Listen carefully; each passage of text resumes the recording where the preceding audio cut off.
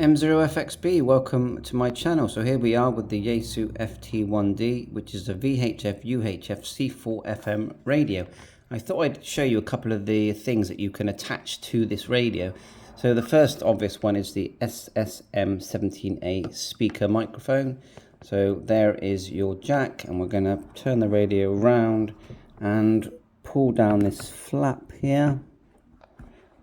Get my nail in it. Now the flaps are pulled down, they pull from the front, like so.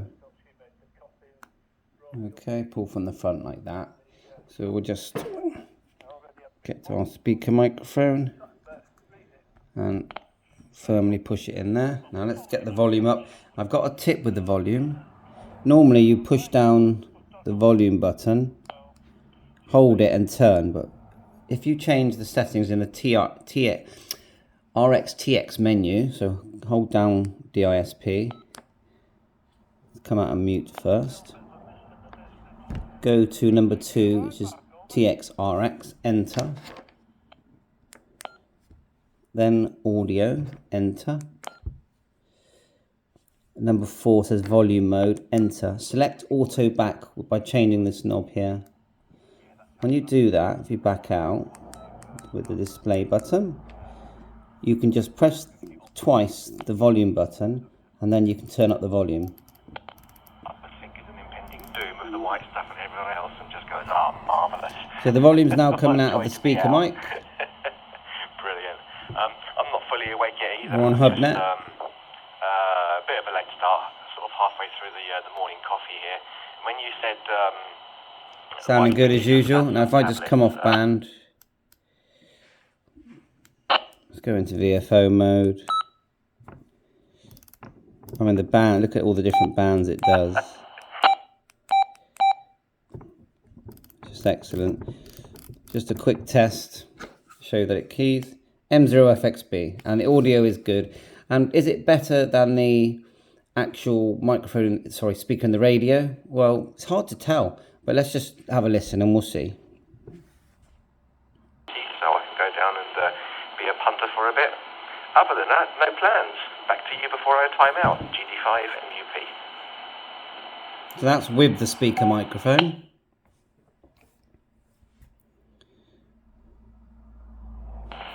Well, yeah, it's difficult not to be positive about Let's this. unplug it. You know, I live out in the sticks, and only one house. The distance is a farmhouse, and it just feels... I mean, I would say that it sounded better in the radio. It's a bit like the Yaesu Ft1D. It's just got quite a good speaker. I've not got a lot planned. I've Plug it back in. I've done a lot for a couple of days and not got a lot planned. But now awakening to the project I've got, the building of the node. So that's going to have I'm going to be having a good look at that today. Going to refresh me. But the good thing about it, about the speaker microphone, is that you can have the radio in your pocket and pin this to your shirt, and also you don't have to hold the whole radio to your mouth. You can just, right now I can go, I can talk, the radio's at a distance, I can have a conversation, it's just easier. So I do like the speaker microphone. It does have a little 3.5mm jack there as well that you can connect to. So that's it. So that's the speaker microphone. Let's take that out. The next thing I've got here is I've got the SCU19 cable. So I think the original one is SCU18. This is used for programming and firmware. So I'll just show you where that connects in. See if we can get some light on it there. And so we're going to be doing some computer programming soon. I'll just show you where that plugs in if I can. There you go. It's sort of, try to get some zoom on this. This way round.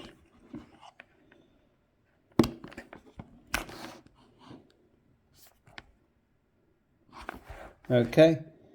That's your SCU19 cable. They are quite pricey, but they do work on the Yaesu Ft2, 3 and 5. So I think they're a good investment. There is a newer one available now. I think it's the SCU55. Double check, just Google or message Yaesu. So you can use the WiseX PDN mode when you're on the FT2, 3 and 5. Unfortunately, as far as I can see, I don't think you can use PDN mode on this radio. You can use WiseX, you can use your hotspot, no problem. It's got the X button, it's got group mode, all that kind of stuff, no problem. It's literally just the PDM mode, which is a shame because it's just a firmware change. So right, lastly, we're going to just show you the SD card. Now, we've never put an SD card in this radio. I've got this one here. Just formatted it in the PC. So let's pull down the flap here. I'm going to see which way round it goes in easier. Let's see. That way felt a bit stiff, so does that. It will only go in one way, don't force it. Yeah, it's not that way, I don't think. So like I said, with my channel, we've sort of learned together. There you are. It's gone in that way round there, so. And it sort of clicks into place. You do need something to help you push that in because it's quite far in, you know. I think it actually came with a little holder. So let's just have a look. It goes that way round. And to get it in, I sort of pushed it in using this. You do need something long to sort of push it. It goes in easy, and then you push it again, and it sort of clicks out. And then you need something like these, some sort of pliers, not pliers, or tweezers, sorry, to help to get it out. That's what we did. So now we're just going to look at the SD card settings.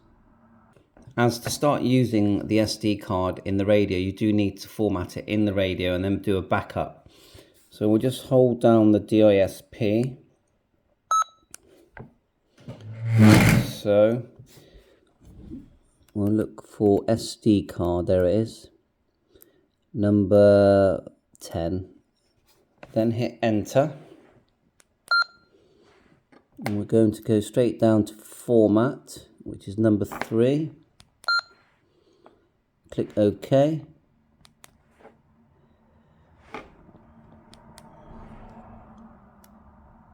Right, it's flashing. So I did OK, but I didn't see anything, hear any beeps. That's what I was listening for, but it is flashing here. Okay, it just went back to the normal screen. We are showing the S, so let's just do a backup and see if that works. So go turn the channel knob to number 1, hit enter. Write to SD card or read to SD card. So if you make changes and put the SD card back in the radio, then you can read it. So let's hit enter, then OK. Again, it's flashing here. I'm hoping that's worked.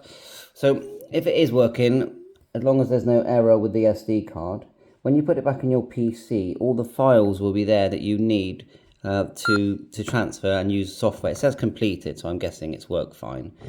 So that's it really. So just showing the speaker microphone and the SCU cable. Bye for now, 7-3.